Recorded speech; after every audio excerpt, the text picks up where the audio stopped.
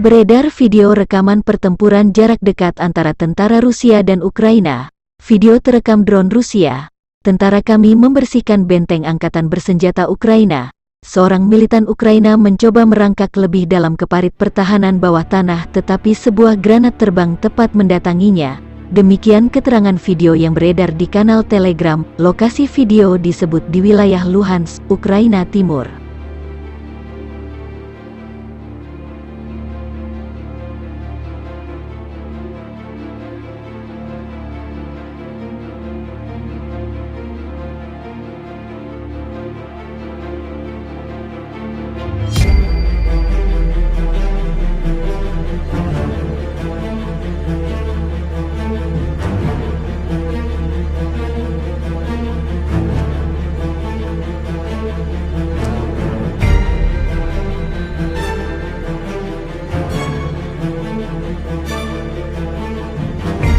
Terima kasih sudah nonton.